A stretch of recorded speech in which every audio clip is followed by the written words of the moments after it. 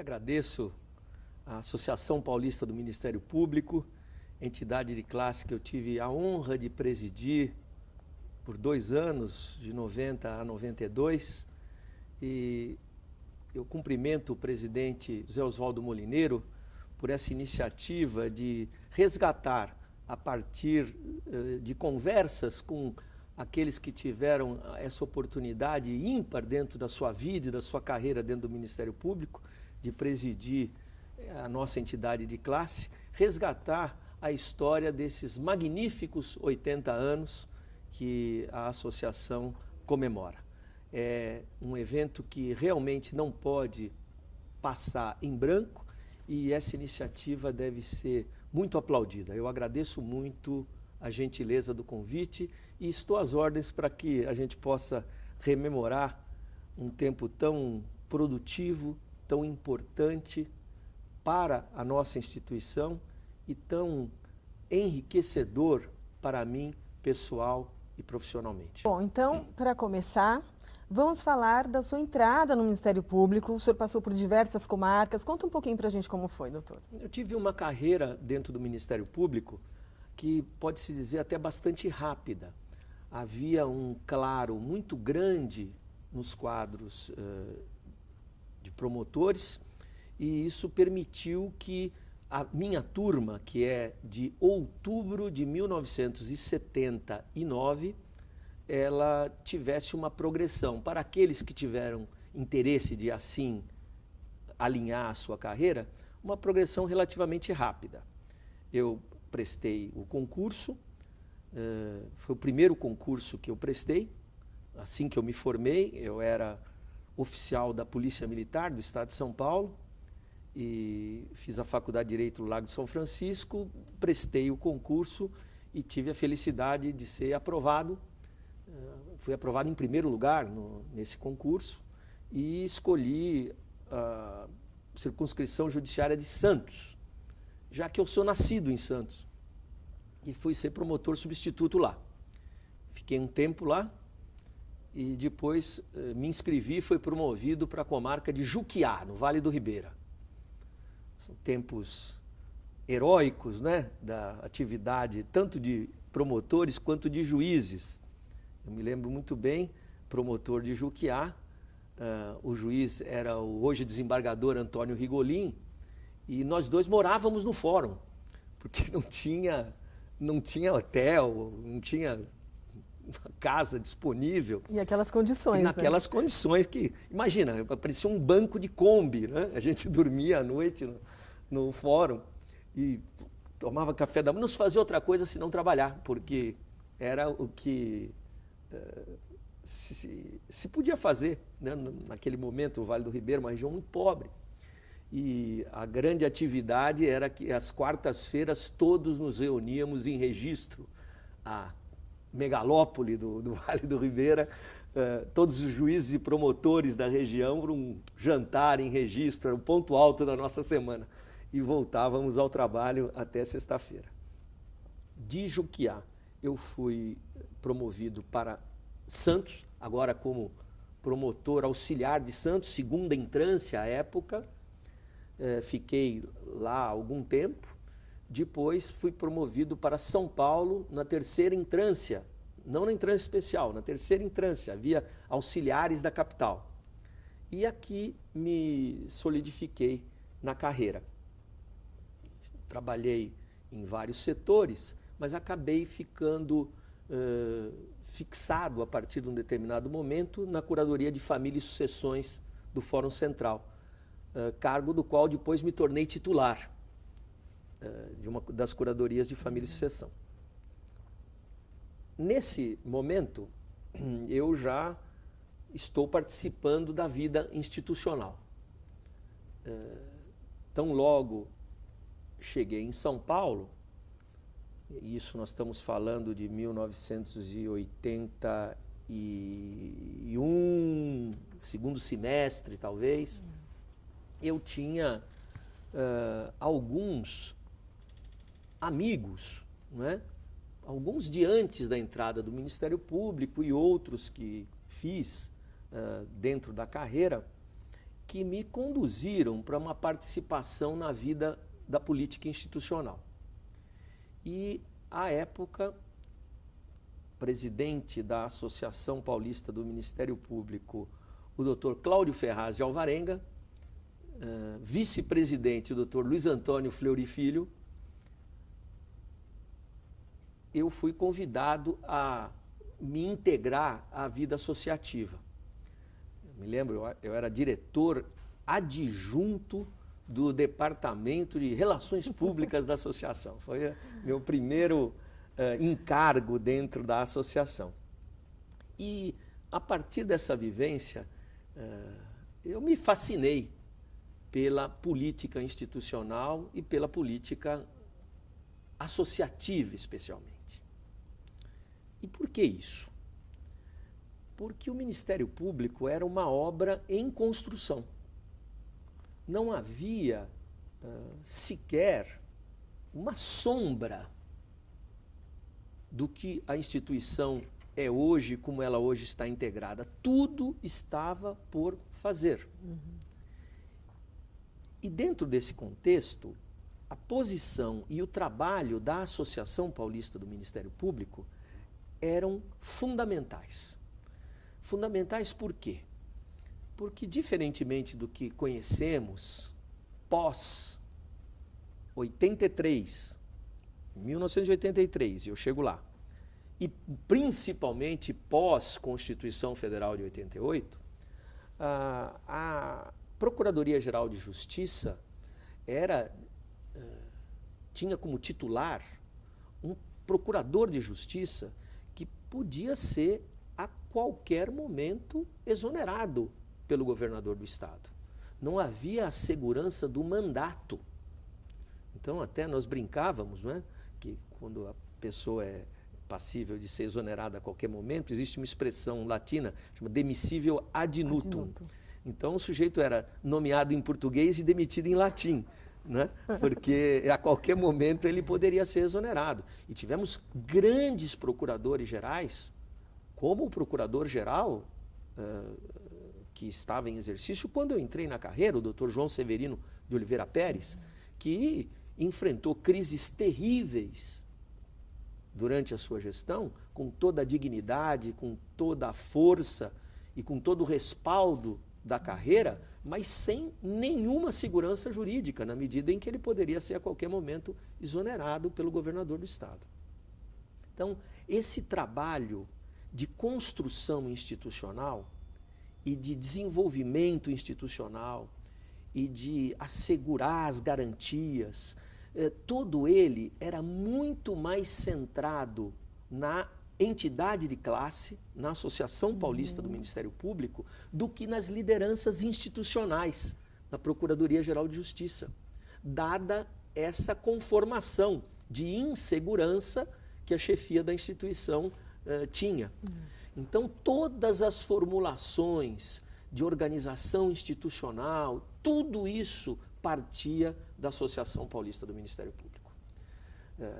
Assim, eu fui, a par de ocupar as minhas atribuições institucionais na Curadoria de Família e Sucessões, desenvolvendo também um trabalho dentro da APMP, vinculada a este grupo da política interna da nossa instituição. Isto culminou em 1983, com a aprovação no exercício anterior da nova Lei Orgânica do Ministério Público do Estado de São Paulo, que consagrou pela primeira vez um procurador-geral detentor de mandato. Então, esse foi o grande divisor de águas da nossa instituição. E, elaborada a lista tríplice, o governador de então, governador Franco Montoro, escolheu o Dr. Paulo Salvador Frontini como o primeiro procurador-geral de justiça detentor de um mandato. Isso foi uma glória para a nossa instituição. E eu, pessoalmente, tive a felicidade, a honra, a oportunidade de ser convidado pelo Dr. Paulo Frontini para ser seu assessor antigamente no Ministério Público, naquele tempo, havia uns chamados dois assessores de frente, que lidavam com todos os promotores, procuradores de justiça, eram, vamos dizer, o anteparo do procurador-geral e os assessores jurídicos. E o Dr. Paulo Frontini convidou a mim e ao Dr. Pedro Franco de Campos para sermos os assessores de frente da Procuradoria-Geral. Nesse período,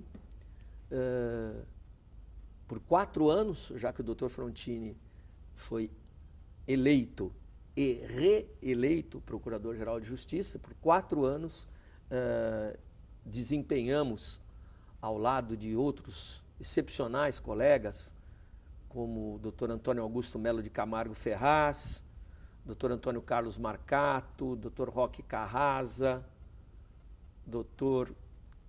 Zé Roberto Bedac e tantos outros colegas, as funções de assessoria do Procurador-Geral de Justiça. Sempre, isto é importante registrar, numa sinergia, num conjunto harmônico de entendimentos entre a Procuradoria-Geral e a entidade de classe.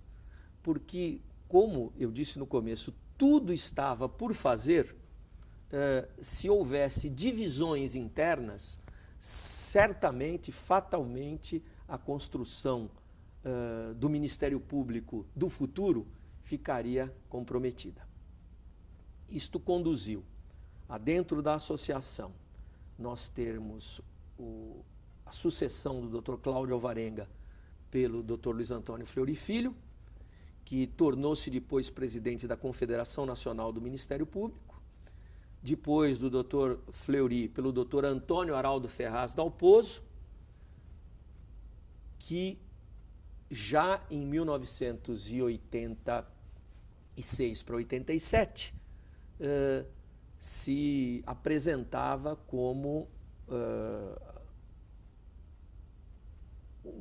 um grande formulador teórico das iniciativas que acabaram desaguando na Constituição Federal de 1988. O Dr. Antônio Araldo igualmente transformou-se em presidente da CONAMP e o Dr. Cláudio Alvarenga em Procurador-Geral de Justiça. Então vejam que todo o circuito, né, de construção se deu em torno deste grupo político interno bacana, ao qual eu me vinculei todos os pontos da minha carreira dentro do Ministério Público. Foi um dado muito interessante, é uma particularidade, não sei se muita gente sabe disso, mas em 1986 houve uma grande insistência para que eu fosse candidato a presidente da associação. E eu não me sentia preparado. Eu achava que era um salto geracional muito significativo.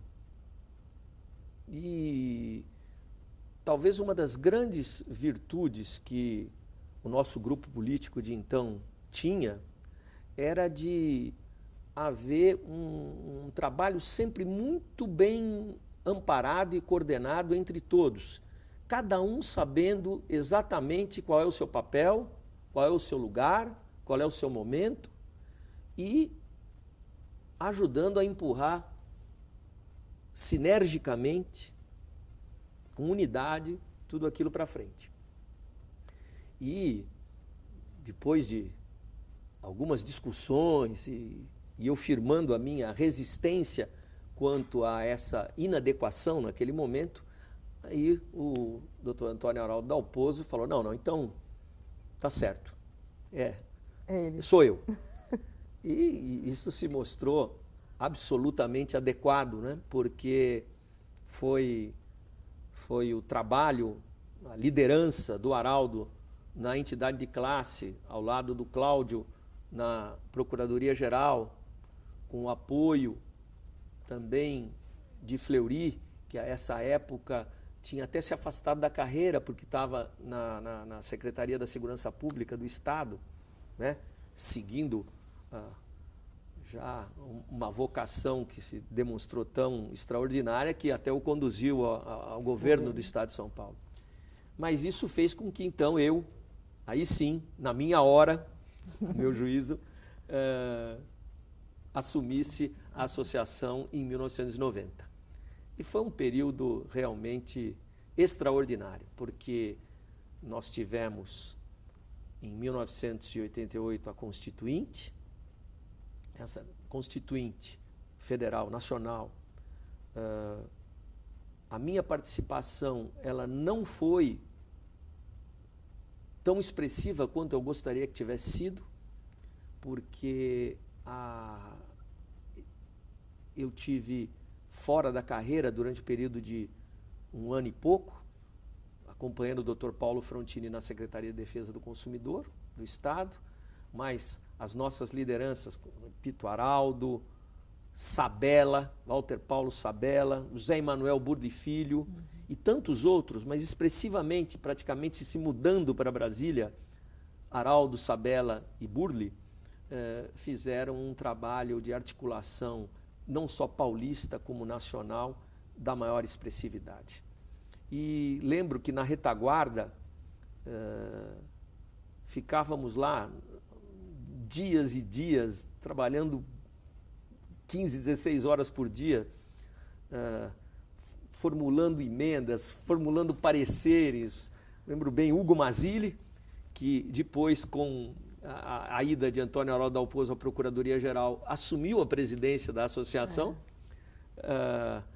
Antônio Augusto Camargo Ferraz, eu e tantos outros que ficávamos lá dando esse suporte, essa retaguarda.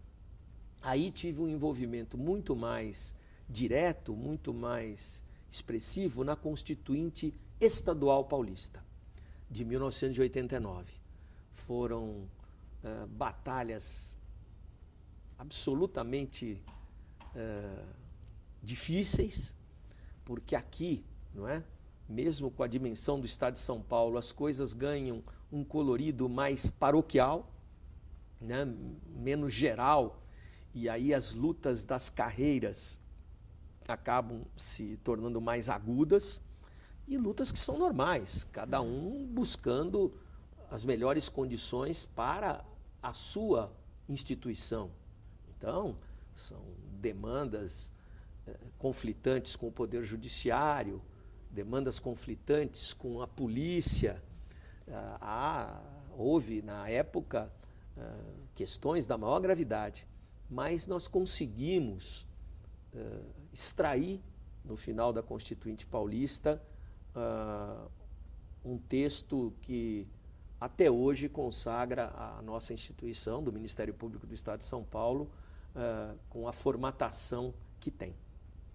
E esse trabalho, de 89, ao lado de tantos outros extraordinários colegas, permitiu que eu fosse eleito, em 1990, como presidente da Associação Paulista do Ministério Público, num pleito em que havia 3 candidatos,